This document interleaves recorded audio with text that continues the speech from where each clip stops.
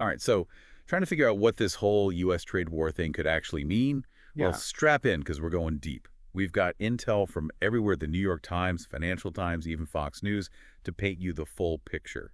Think tariffs and retaliation, and a whole lot of economic tension brewing. Yeah, it's kind of like a high-stakes game of chicken, right? Each side pushing, hoping the other backs down. But what's interesting is how these tariffs are being used. Not just for typical trade stuff, but for things like immigration and drug trafficking, too. Yeah, it's definitely not your usual trade spat. Right off the bat, Trump hit Canada and Mexico with a 25% tariff on almost everything they send us. And China. They got hit with another 10% on their goods. And to do it, he even invoked this thing called the International Emergency Economic Powers Act. That's a pretty big detail, right? Because the IEEPA, that's what they call it, is usually reserved for like wartime or huge national crises. It basically gives the president a ton of power to act on economic stuff, which is why people are raising eyebrows. So are Canada and Mexico just going to take this? No way. They're already firing back with their own retaliatory tariffs. Canada's going after things like bourbon, peanut butter, even sports equipment. Sounds like they're aiming for some classic American stuff. And Mexico, they're being a little more quiet about what they're targeting. But this back and forth, this is like trade war 101. And historically, these escalating moves don't end well for anyone. Exactly. Everyone ends up getting hurt, which is why a lot of people are worried about where this is all headed. And when we say everyone, we're talking a lot of industries. We get so much from these countries. Cars, food, building materials. It's woven into everything. Imagine your next car costing way more just because parts from Mexico are suddenly 25% pricier. The auto industry is right on the front lines of this. Car manufacturing in North America, it's incredibly integrated. Like, it's a giant assembly line spread across 3 countries, so these tariffs totally disrupt the flow. Think of a car engine, right? Some parts might be made in Mexico, then shipped to the US for assembly, and then that finished engine goes to Canada to actually build the car. Disrupt that flow. Higher costs, delays, and maybe even production just stopping altogether. Okay, so cars will be impacted, but it's not just the auto industry, right? Food, too. I mean, think about all the produce we get from Mexico. Avocados, tomatoes, berries, and Canada. A ton of our beef, pork, and grains come from there. This could really mess with our grocery bills. Oh, absolutely. Last year alone, the U.S. imported over $45 billion worth of agricultural products from Mexico, and another $40 billion from Canada. These tariffs are going to make those costs go up, and you know those increases end up hitting us, the consumers. Now, what about fentanyl? You know, the Trump administration is pointing to how much of this drug is flowing into the U.S., and they're using that to justify these tariffs, especially targeting China and Mexico. This is where it gets complicated. No question that the fentanyl crisis is huge. But will tariffs actually solve it? It's a multifaceted problem that goes way beyond trade. So it sounds like even though they're blaming China and Mexico for the fentanyl issue, throwing tariffs at it might not be the best solution. What about oil? Heard Canadian oil kind of got a pass. Yeah, they did. While most goods from Canada got hit with that 25% tariff, oil only got a 10% bump. So maybe a strategic move to avoid upsetting voters. But even with the lower tariff, the impact on energy prices could still be big, right? I mean, think how much crude oil we get from Canada and Mexico. Spot on. We're talking almost 40% of our crude imports coming from those 2 countries. Any increase in those costs is probably going to hit us at the pumps, even if it's not a huge spike. It shows how the administration is trying to walk this line, appearing tough on trade while also managing what might happen to the economy and their political standing. Like they're playing this high-stakes game of chess on the world stage, and we're all watching, waiting to see what the next move is going to be. Exactly. And we haven't even gotten into the legal challenges that could come up, or the long-term effects on certain industries, or even what this could mean for us, everyday consumers. Well, it looks like we've got a lot more ground to cover. Yeah. So let's dig into what these tariffs could really mean for some of the industries that rely on trade with Canada and Mexico. Let's start with the auto industry, I guess. We talked about how it's so connected across North America. These tariffs could really mess things up. Yeah, it's pretty wild when you think about all the parts and vehicles moving back and forth between the U.S., Canada, and Mexico all the time. The Financial Times made a good point about this. They said, for a typical U.S.-made car, about 16% of the value of it comes from work done in Mexico or Canada.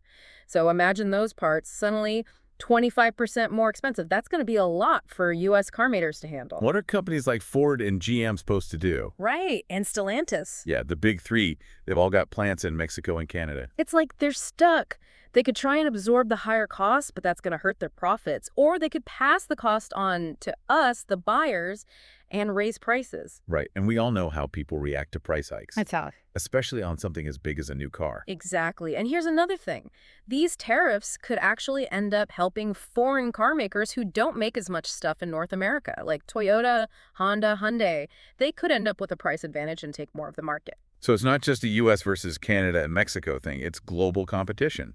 And these tariffs could end up backfiring. Totally. Okay, let's talk about food production. That's another one that's going to feel the heat. Yeah, I think people are getting ready for some serious sticker shock at the grocery store. We import a crazy amount of food from both Canada and Mexico. Fruits, veggies, meat, dairy.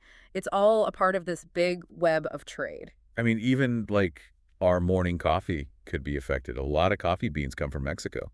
And those avocados that are so popular. Oh, A yeah. lot of those are Mexican, too. The Financial Times said that just in 2023, we imported over $45 billion worth of food from Mexico, like strawberries, raspberries, tomatoes, beef, everything. And Canada, another $40 billion worth of stuff. Yeah. Beef, pork, grains, potatoes, canola.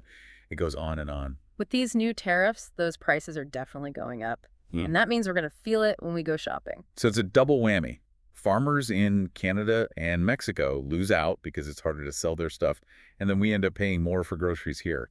A classic lose-lose. Exactly. Okay, let's look at another industry, construction. This one's interesting because it shows how connected our economies really are. Think about what you need to build a house. Lumber, cement, steel.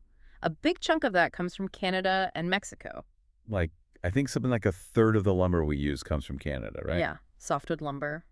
And if you put Canada and Mexico together, they're over a fifth of our cement imports. So if all that gets more expensive because of tariffs, it makes sense that building stuff is going to cost more too. Exactly. Higher prices for new homes, renovations, pretty much any construction. It could affect the whole housing market, make it harder to afford new homes, slow down construction, the whole thing. So we've got potential hits to cars, food, construction, and those are just a few examples.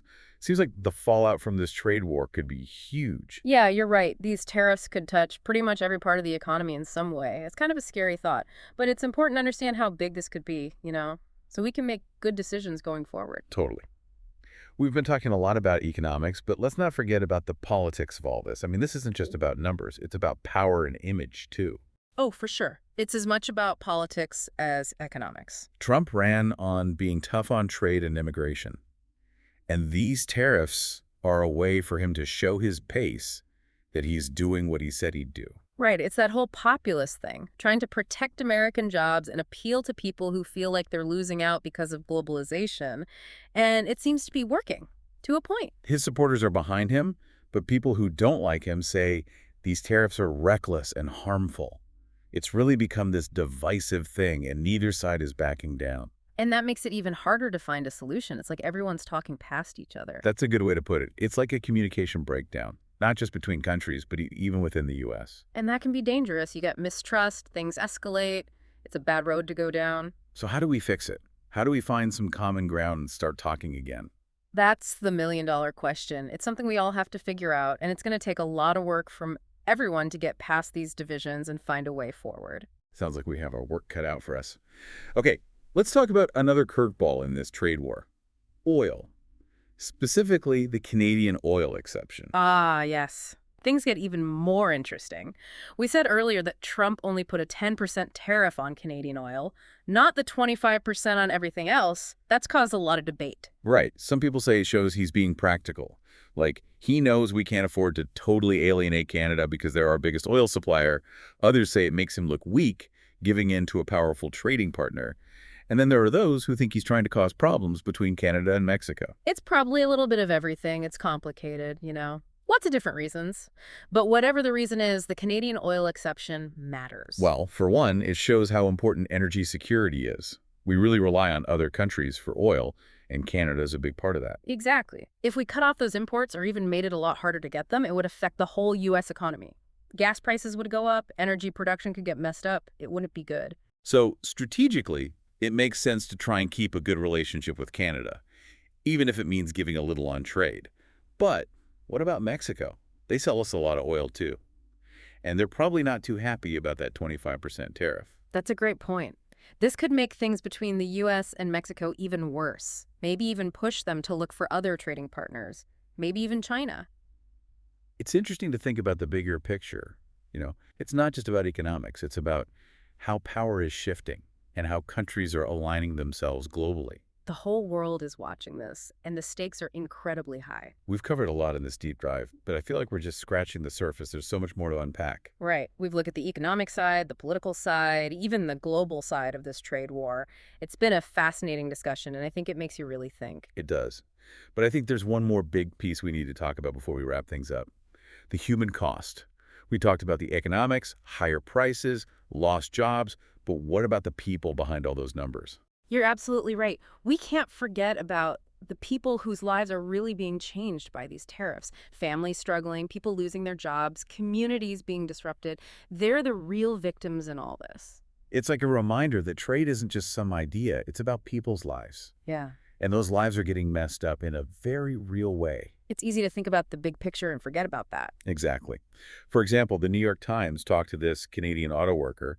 He's worried about losing his job because his factory depends on parts from Mexico, and now those parts have that 25% tariff. He's a single dad trying to provide for his kids, and now he might not have a job. You think about how that affects his life, his kids' lives. It's tough. And it's not just factory workers either. The Financial Times had this story about a guy in Mexico who owns a small tequila company. He sells most of his tequila to the U.S., but now there's that 25% tariff. He's worried he won't be able to compete with American tequila makers and will have to shut down. That means he loses his business and he has to lay off his employees. More families affected. These are just two examples, but there are probably tons of stories just like this. People's lives turned upside down because of this trade war. It makes you realize that these trade policies really affect people, and sometimes those effects can be really bad. So as we figure out what to do about all this, we need to remember that. I think that's important. We need to support policies that help workers and families and try to create a better global trading system, one that's fair and helps everyone, not just a few. Well said. So what does all this mean for our listeners? What's the big takeaway? That's a good question. I think the main thing is that this is all changing all the time, lots of different factors, and it's hard to say what will happen. But one thing is clear. This trade war is going to affect all of us, whether we're shoppers, business owners, or workers. We're all connected, and what happens in one place affects everyone. So stay informed, stay involved, make your voice heard, support things you believe in, and back businesses and groups that are working for a better future. This story isn't over. Pay attention to how things develop. Who knows? Maybe things will change, and everything will work out. Here's hoping. Until next time, keep digging deeper. And remember, the more you know, the better. We'll see you on our next deep dive. We'll be exploring another interesting topic. Stay curious and stay informed. And it's not just those individual stories, it's bigger than that, like the construction industry. The price of lumber from Canada, it's already gone up because of the tariffs. Right, and that extra cost, it gets passed along every step of the way. So now builders are paying more for materials, which means they have to charge more for those new houses. Which makes it harder for people to buy a home, which could slow down the whole housing market. Exactly. And when the housing market slows down, that affects everything. Jobs, how much houses are worth, local economies. It's like dominoes. So we've got prices going up for cars, food, and houses. And it's all because of these tariffs. Well, they're a big part of it, that's for sure. But remember, things are changing all the time. It depends on what the US, Canada, Mexico, and China do. It's hard to know what the long-term effects will be. That's what's so interesting and kind of scary. It's like watching this high-stakes poker game, and the bets just keep getting bigger. And it's not just governments playing, it's businesses, consumers, all of us. We're all in this together, whether we like it or not. So for someone like me or anyone listening, what's the takeaway? How do we make sense of all this? Stay informed. Know what could happen to you and to the whole economy. So don't just ignore it and hope it goes away. Exactly. Pay attention to how things change. Read different opinions, not just from the news, but from experts, too. And, think for yourself about what you're reading. Be a smart news reader. Makes sense. Mm. But can we actually do anything? Mm-hmm. Or are we just stuck watching it all happen? You're not powerless. Talk to your representatives. Tell them what you think. Support businesses that are fair and fight for policies that make the global trading system better, more fair, more sustainable, the whole thing.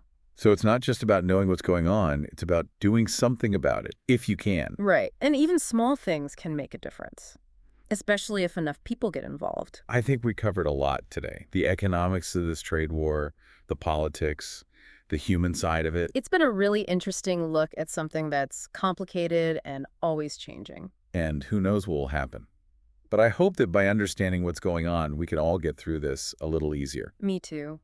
Until next time, keep learning and remember, knowledge is power. We'll see you on our next deep dive. We'll have another interesting topic for you. Stay curious and stay informed.